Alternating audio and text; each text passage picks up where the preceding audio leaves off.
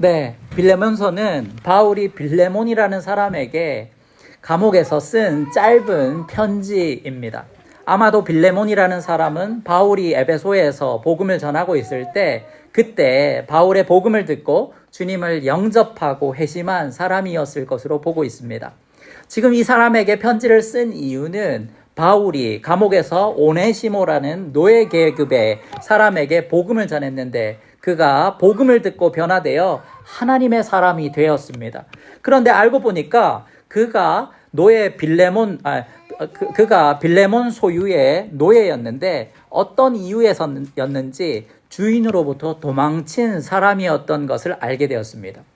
그래서 바울은 오네시모를 다시 돌려보낼 테니까 형제로 품어달라고 부탁하는 그런 내용입니다.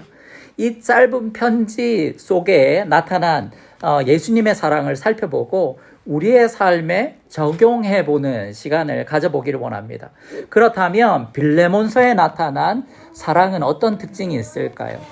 이 첫 번째는 강압적 명령이 아닌 사랑으로 간구하는 삶이었습니다. 강압적 명령이 아닌 사랑으로 부탁하고 간구하는 사람이었습니다. 빌립보서 1장 8절에서 10절까지 말씀 우리 다 같이 함께 읽어보겠습니다. 시작. 이러므로 내가 그리스도 안에서 아주 담대하게 내게 마땅한 일로 명할 수도 있으나 도리어 사랑으로서 간구하노라. 나이가 많은 나 바울은 지금 또 예수 그리스도를 위하여 갇힌 자 되어 갇힌 중에서 낳은 아들 오네시모를 위하여 내게 간구하노라. 아멘. 사도 바울은 지금 복음을 증거하다가 감옥에 갇혀 있습니다. 하나님을 위해 전도자로 살면서 감옥을 자기 집처럼 드나들었던 사람이었습니다. 예수를 믿는 사람들에게 바울이라는 존재는 너무나 대단하고 크고 존경스러운 존재였습니다. 바울에 의해 회심했던 빌레몬도 바울의 존재는 아주 큰 산과 같은 존재였을 것입니다. 그런데 바울이 빌레몬에게 노예 오네시모의 용납과 용서를 권유함에 있어서 당당하게 마땅한 일로 명령할 수 있지만 오히려 사랑으로서 간구하고 부탁하는 태도를 보였습니다. 바울은 자신의 권위와 인기를 무기 삼아서 사람들을 함부로 대하지 않았습니다. 사랑으로 상대방을 설득하고 자발적으로 마음을 움직이기를 기다리고 있었던 것입니다. 빌레몬서 1장 11절에서 14절 말씀 우리 다 같이 함께 읽어보겠습니다. 시작. 그가 전에는 내게 무익하였으나 이제는 나와 내게 유익함으로 내게 그를 돌려보내노니 그는 내 신복이라. 그를 내게 머물게 하여 내 복음을 위하여 갇힌 중에서 내 대신 나를 섬기게 하고자 하나 다만 내 승낙이 없이는 내가 아무것도 하기를 원하지 아니하노니 이는 너의 선한 일이 억지같이 되지 아니하고 자의로 되게 하려 함이라. 아멘. 이 말씀에서도 바울의 정중함이 보입니다. 빌레몬의 동의를 구하고 그것이 아무리 하나님의 뜻이라고 하더라도 등 떠밀어서 마지못해 바울의 말을 듣는 것이 아니라 빌레몬의 자발적인 순종을 유도하고 있었던 것입니다. 바울은 그저 자신의 유익을 위해 상대방의 희생을 무조건적으로 강요하는 태도로 사람들을 대하지 않았습니다. 이것은 예수님의 방식도 아니었습니다. 요한계시록 3장 20절 말씀, 우리 요한계시록 3장 20절 말씀 다 같이 함께 읽어보겠습니다. 시작.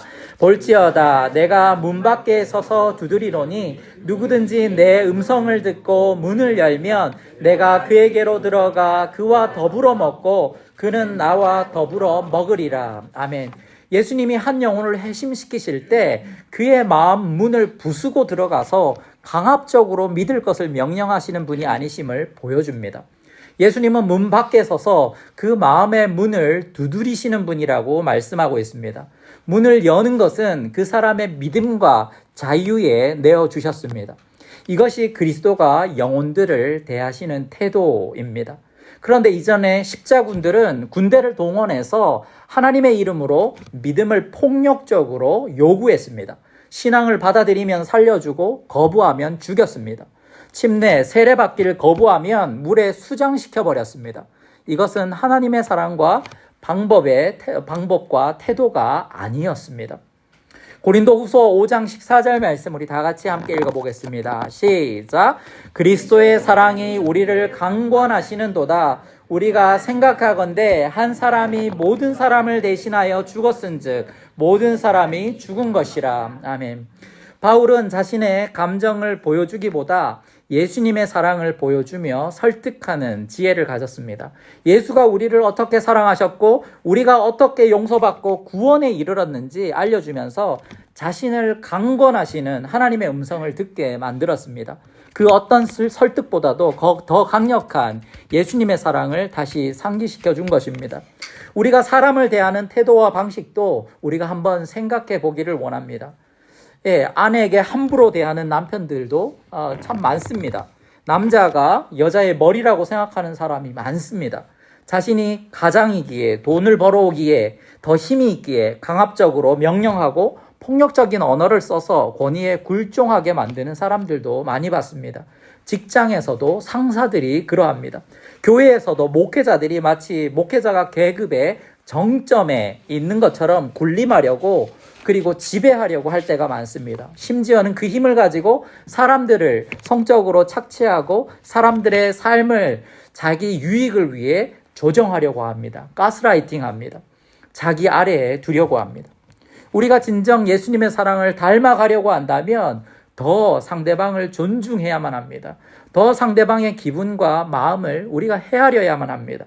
우리의 말과 행동과 태도를 온유함과 친절함으로 변화시켜야만 하는 것입니다. 서로를 함부로 대하는 곳에서는 평안이 없고 불안함과 분노만이 남습니다. 이런 곳에서는 대화가 서로 없거나 높은 톤의 비난과 정죄가 난무합니다. 바울의 편지에서 빌레몬을 대하는 태도를 통해 저의 사랑의 태도와 또 방법을 반성해 봅니다. 우리의 사랑이 더 성숙해지고 더 건강해지기를 원합니다. 우리가 상대방이 내 마음대로 되지 않는다고 내 속도대로 따라오지 않는다고 해서 우리가 강압적으로 그 사람을 끌고 가거나 그 사람을 함부로 대하며 재촉할 때가 너무나 많습니다. 그러나 우리가 상대방을 온유한 마음으로 상대방을 기다려줄 줄 알고 상대방의 속도에 우리가 맞출 줄 아는 그런 우리들이 되기를 원합니다. 이것이 바로 빌레몬서에 나타난 사도 바울의 모습이었고 예수님의 모습이었던 것입니다. 두 번째로 빌레몬서에 나타난 사랑 두 번째 특징은 노예를 종으로 대하지 않고 형제로 여기는 삶입니다. 노예를 종으로 대하지 않고 형제로 여기는 삶이었습니다. 빌립보서 1장 15절에서 17절까지 말씀 우리 다 같이 함께 읽어보겠습니다. 시작. 아마 그가 잠시 떠나게 된 것은 너로 하여금 그를 영원히 두게 함이니라. 이후로는 종과 같이 대하지 아니하고 종 이상으로 곧 사랑받는 형제로 둘 자라. 내게 특별히 그러하거든 하물며 육신과 주 안에서 상관된 내게랴. 그러므로 내가 나를 동역자로 알진대 그를 영접하기를 내게 하듯 하고. 아멘. 이 당시는 로마 제국이었고 노예 제도가 제국을 떠받치는 중요한 시스템이었습니다. 국가 경제에도 지대한 영향을 미쳤습니다. 그러나 식민지 주민들에게는 아픔이었고 고통이었습니다. 인간으로서의 권리를 빼앗겼고 인간다운 삶마저도 빼앗겨버렸습니다. 사람이 사람을 지배하고 자기 유익으로 수단화하는 것은 하나님의 창조 질서에 위배되고 어긋나는 것입니다. 보시기에 심히 좋았던 대인관계의 모습이 아니라 하나님의 형상을 잃어버린 인간의 그런 모습이었던 것입니다. 그런데 사도 바울이 노예 오네시모를 대하는 모습 속에서 하나님의 형상을 다시 회복시켜주고 있습니다. 아무렇게나 해도 되는 존재로서의 사람이 아닌 내 유익을 위해 희생을 요구할 수 있는 존재가 아닌 하나님의 형상을 지닌 하나님의 사람으로서의 오네시모로 대하고 있었기 때문입니다. 바울 서신을 읽어보시면 알겠지만 바울도 노예 제도를 폐지하자고 선동하지 않았습니다. 종은 상전들에게 충성하라고 바울은 권면합니다. 이 얘기를 읽고 많은 사람들이 바울이 노예 제도를 찬성한 것처럼 읽기도 합니다. 그러나 그렇지 않죠. 바울이 노예 제도를 찬성해서가 아니라 노예들이 반기를 들었다가 바로 죽임당할 수밖에 없는 폭력적인 시스템이 그 사회에 깊이 뿌리 내리고 있었기 때문입니다. 만약에 노예들이 방귀를 들면 그냥 짐승처럼 죽이던 그런 시대였기 때문입니다. 그러나 바울은 노예를 형제로 대했습니다. 동력자로 대했습니다. 주님 안에서 동등한 존재로 여겼던 것입니다. 바울이 빌레몬에게 오네시모를 영접해달라고 간청했던 이유도 하나님의 눈으로 노예 오네시모를 볼 수 있었기 때문입니다. 오네시모를 영접하는 것은 단순히 집안일을 돕는 존재가 아닌 하나님의 일을 함께하는 동력자로, 서로를 중보하는 믿음의 형제로 영원히 함께하기 위한 하나님의 놀라운 섭리라는 것을 말해주고 있습니다. 빌레몬이 오네시모의 주인이기 이전에 하나님이 빌레몬의 주인이라는 것을 바울은 보여주었습니다. 오네시모가 노예이기 이전에 빌레몬에게 형제요 동력자인 것을 알게 했던 것입니다. 이것이 바로 하나님을 주인 삼은 자들의 삶의 방식입니다. 그리고 사람들을 대하는 방식인 것을 보여주고 있습니다. 하나님을 의식하며 살지 않으면 우리는 내가 주인이 되어 살아가게 됩니다. 다른 이들을 종처럼 대하며 살아갑니다. 그러나 우리가 하나님을 우리의 주인, 주님으로 의식하고 인식하며 살아간다면 우리가 대하는 그 어떤 사람이라 할지라도 형제로 대하게 되고 자매로 대하게 되고 동력자로 대할 수밖에 없다는 것입니다. 바울 서신을 읽어보시면 다 하나같이 자기 자신을 소개할 때 바울은 하나님의 종이라는 표현을 합니다. 그것도 부끄러움으로 쓴 것이 아니라 감사함으로 자랑처럼 쓰고 있는 것을 보게 됩니다. 이것이 바로 바울의 정체성이었습니다. 하나님의 종이기 이전에 주인이신 하나님의 뜻을 헤아릴 줄 아는 삶을 살았던 것입니다. 주인의 기쁨을 위해 살았던 인생이었습니다. 그랬기에 오네시모를 하나님 안에서 사랑스러운 형제로 대할 수 있었던 것입니다. 그래서 빌레몬에게 바울인 나를 대하는 것처럼 노예라 할지라도, 그것이 너의 소유라 할지라도, 더 나아가 너를 떠나 도망쳤다고 할지라도 노예 오네시모를 사랑으로 대하라고 권면하고 있습니다. 오네시모가 바울의 형제라면 빌레몬에게도 한 가족이라는 것입니다. 그런데 우리는 한 가족이 되기를 꺼려지는 존재들이 너무나 많은 것 같습니다. 저 사람만큼은 정말 가족으로 대하기 힘들다. 내가 예수를 안 믿으면 안 믿었지 저 사람과 함께 천국 가고 싶지는 않다. 이렇게 생각하는 사람들이 실제로 있습니다. 저 사람만큼은 우리 교회가 아니라 딴 교회로 갔으면 좋겠다. 저 사람만큼은 함께 교제하고 싶지 않다. 이런 사람이 생깁니다. 그런데 많은 사람이 잘 모릅니다. 내가 누군가의 이해와 용납 때문에 지금 이 자리에 있다는 사실을, 내가 누군가의 사랑과 수용 때문에, 용납 때문에 이렇게 가정 안에서, 공동체 안에서 이렇게 살아간다는 사실을 우리가 모를 때가 참 많습니다. 우리는 다 하나같이 내가 빌레몬이라고, 주인 빌레몬이라고 생각합니다. 내가 누군가를 용서해주는 존재라고만 우리가 생각합니다. 그런데 이 말씀을 읽으면서 저는 제가 노예 빌레몬이 아니라 노예 오네시모 같은 존재라는 생각을 하게 됩니다. 우리는 나에게 잘못한 사람들만 눈에 보입니다. 나 중심으로 세상을 보기 때문입니다. 그런데 누군가는 나 때문에 힘들고 아파하고 근심할 수 있다는 생각을 하면서 살아야 한다는 것입니다. 그런데 많은 사람들이 이 생각을 못합니다. 빌레몬의 눈으로 모든 것을 보기 때문입니다. 내가 노예였던 오네시모라는 생각을 하려고 하지 않기 때문입니다. 내가 노예 같은 그런 오네시모처럼 그렇게 죄 많고 계속 하나님 앞에 범죄하고 그렇게 하나님을 떠나 범죄해서 죽을 수밖에 없는 노예보다도 못한 삶이었지만 예수님의 그 사랑이, 예수님의 그 은혜가 우리를 회복시켰음을 우리가 믿어야 되고 알아야 한다는 것입니다. 내가 노예였던 오네시모, 바로 그 사람이었다는 생각을 해야만 합니다. 내가 용서를 구해야 하는 존재구나. 내가 누군가에게 피해를 주었구나. 내가 은혜를 입었구나. 내가 다른 사람들이 이해해주고 불편하지만 참아주어서 지금 이 자리에 있구나라는 생각을 겸손히 할 수 있어야 한다는 것입니다. 그때 나에게 임한 은혜가 크게 느껴지고 감격스러워집니다. 그때 나에게 아픔을 준 사람도 내가 받은 은혜로 덮어주고 품어줄 수 있게 되는 것입니다. 먼저 나를 빌레몬에 대입하기 전에 오네시모에 대입해 보기를 원합니다. 노예 같은 나, 죄 많은 나를 이해해주고 받아주는 그 은혜를 먼저 통과해야만 우리는 빌레몬에게 요구한 용서를 할 수 있고, 더 나아가 바울과 같이, 예수님과 같이 다른 이들의 잘못까지 대신 짊어질 수 있는 대속의 삶도 살아갈 수 있게 되는 것입니다. 세 번째, 빌레몬서에 나타난 사랑, 세 번째는 중재자와 대속자로 사는 삶이었습니다. 중재자와 대속자로 사는 삶이었습니다. 빌레몬서 1장 18절에서 19절까지 말씀 우리 다 같이 함께 읽어보겠습니다. 시작. 그가 만일 내게 불의를 하였거나 내게 빚진 것이 있으면 그것을 내 앞으로 계산하라. 나 바울이 친필로 쓰노니 내가 갚으려니와 내가 이 외에 내 자신이 내게 빚진 것은 내가 말하지 아니하노라. 아멘. 바울이 이 편지를 쓴 이유는 오네시모를 사랑하기 때문이며 빌레몬을 사랑하기 때문입니다.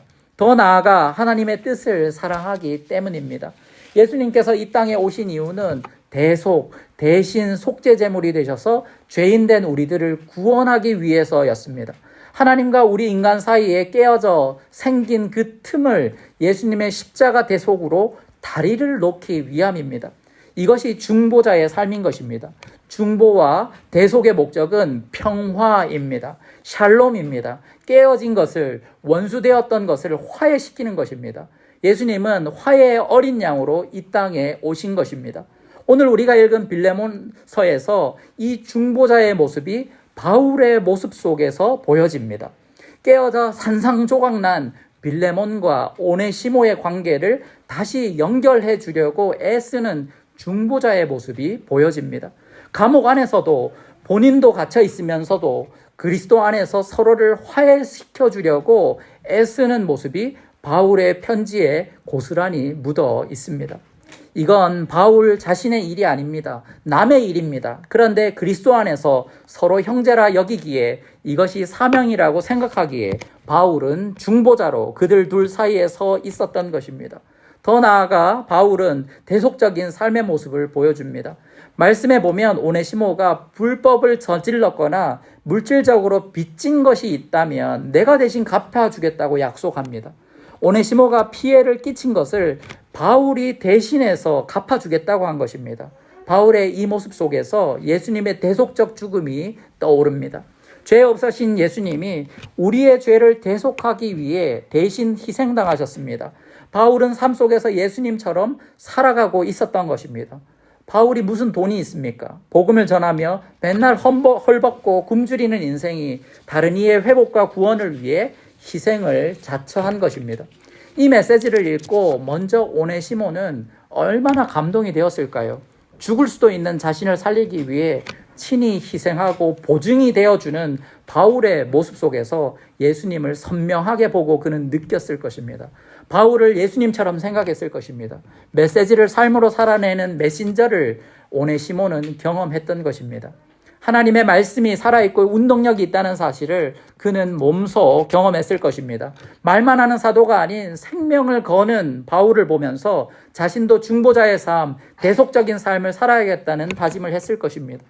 빌레몬도 마찬가지였을 것입니다. 그 하찮은 노예 한 명 때문에 그 위대한 사도가 이렇게까지 하는구나 하고 감동이 되었을 것입니다. 그의 이 대속적인 삶을 보며 분노와 보복의 마음이 힘을 잃게 되었을 것입니다. 예수님의 마음을 잃고 오네시모를 용서하고 품었을 것이라고 생각합니다.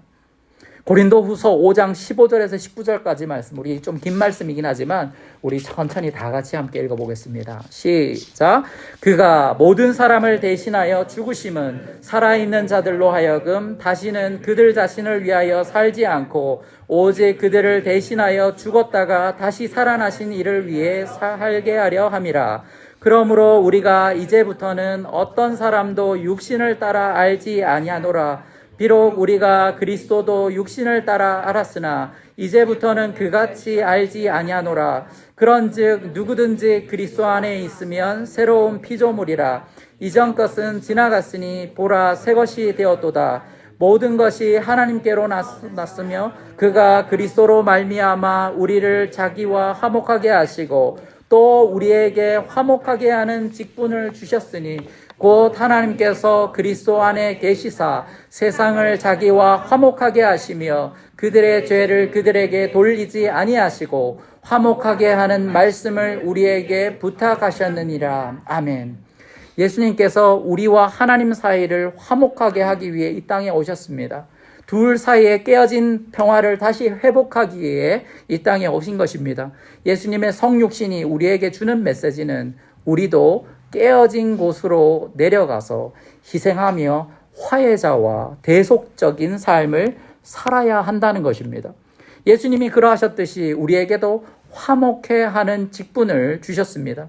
어떤 사람은 평화롭던 것을 깨뜨리는 삶을 살기도 합니다. 우리는 깨뜨리는 삶이 아니라 깨진 것을 복원하는, 화해시키는 자로 부름받았습니다. 어떤 사람은 관계가 더 깨어지도록 부추기는 그런 사람들을 많이 봅니다. 요즘 언론을 보면 그렇습니다. 싸움을 붙입니다. 갈등을 조장합니다. 없던 말도 지어서 만들어냅니다. 그래서 복원될 수 없게 만듭니다. 다른 이들의 갈등을 자신의 유익으로 삼는 것을 보게 됩니다. 우리는 관계 속에서 화해자, 중보자가 되기를 원합니다. 대속적인 삶, 중보자의 삶이 사람들을 구원하기 때문입니다.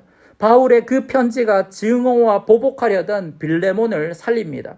그 편지를 받고 오네시모를 용납하고 형제로 여길 때 빌레몬도 영적으로 도약할 수 있는 것입니다. 그의 영혼도 미움과 갈등을 털고 다시 살아날 수 있는 것입니다. 이러한 화해와 평화를 보면서 바울은 기쁨과 감격으로 충만했을 것입니다. 이 사건을 알고 있던 모든 교회 성도들이 진짜 사랑, 예수님의 사랑을 이들의 화해를 통해 맛보게 될 것입니다. 무엇보다 하나님께서 기뻐하시며 영광 받으실 것입니다. 이것이 왜 우리가 중보자의 삶을 살아야 하는지, 대속적인 삶을 살아야 하는지에 대한 이유인 것입니다.